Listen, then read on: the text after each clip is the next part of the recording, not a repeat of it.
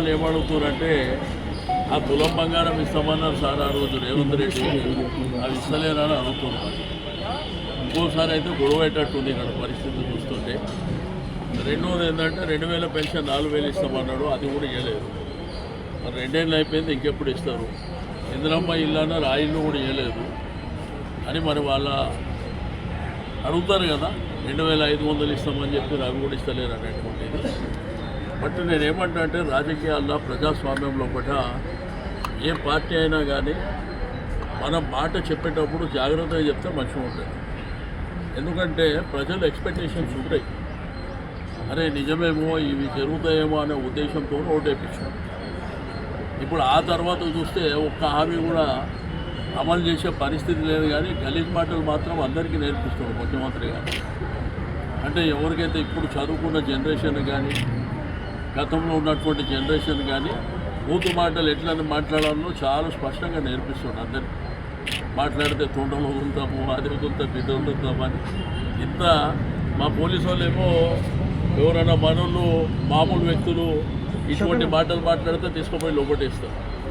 మరి ఏకంగా ముఖ్యమంత్రి గారే మరి ఆ పూర్తి మాటలు మాట్లాడతారు. నేనేమంటా అంటే రాకు ఒక అవకాశం మంచిగా మనకు వచ్చినప్పుడు జాగ్రత్తగా ఉండి పనిచేసుకొని ప్రజల మన్ననలు పొందితే బాగుంటుంది. నీ పూర్తి మాటలు ప్రజలు పిల్లలు నేర్చుకునే పరిస్థితి వస్తుంది. ఏందా తొండలు వదులుతాం, అవి వదులుతాం, ఇవి వదులుతాం. ప్రజాస్వామ్యంలో ఉన్నామా? మనం ఎక్కడ ఉన్నాం? ఒకప్పుడు ఏంటంటే శాసనసభ్యులకు కానీ కార్పొరేటర్లకు కానీ లేకపోతే మంత్రులకు ముఖ్యమంత్రి అంటే ఒక గౌరవం ఉంటుండే, అధికారులకు ఉంటుండే, ప్రజలకు కూడా ఉంటుండే. ఈరోజు ప్రజలకు గౌరవం లేకుండా అయిపోయింది, అధికారులకు కూడా గౌరవం లేకుండా అయిపోయింది. ఏకంగా ముఖ్యమంత్రి గారే ఇటువంటి పూర్తి మాటలు మాట్లాడారు. కాబట్టి ఆలోచించాలి ప్రజలు కూడా.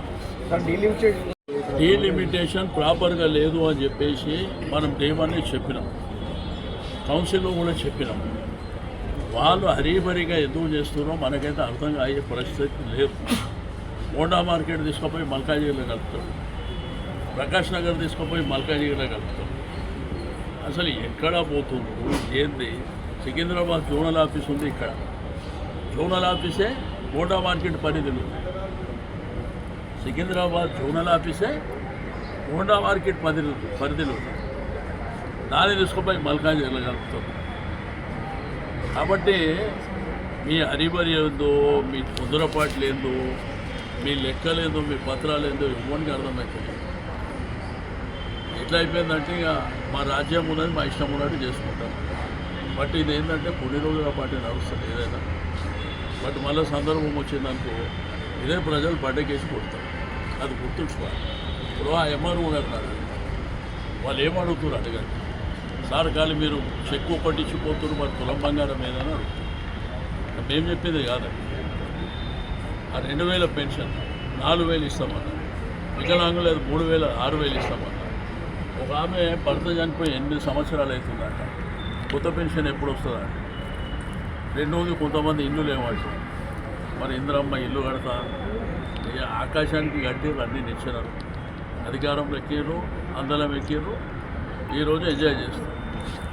కాబట్టి నేను ఇప్పటికి కూడా ముఖ్యమంత్రి గారు చెప్పేది ఒకటి, నువ్వు దయచేసి నీ భాష మార్చు, ప్రజల మన్ననలు పొందాలి, మంచి కార్యక్రమాలు చేయాలి.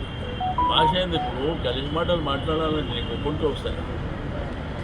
మా దగ్గర మోండా మార్కెట్లో తీసుకుపోతే ఒకసారి ముఖ్యమంత్రి పూర్తి మాటల్లో ఎట్లా నేర్పియాలో నేర్పిస్తారు. మా చరిత్ర సృష్టించినోడు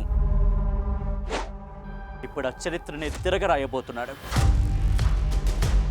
అబద్ధాల గోడల్ని బద్దలు కొట్టి నిజాలను రాగా మీ ముందుంచబోతున్నాడు. నిజమైన వార్తల కోసం వెంటనే డౌన్లోడ్ చేసుకోండి రా యాప్ని.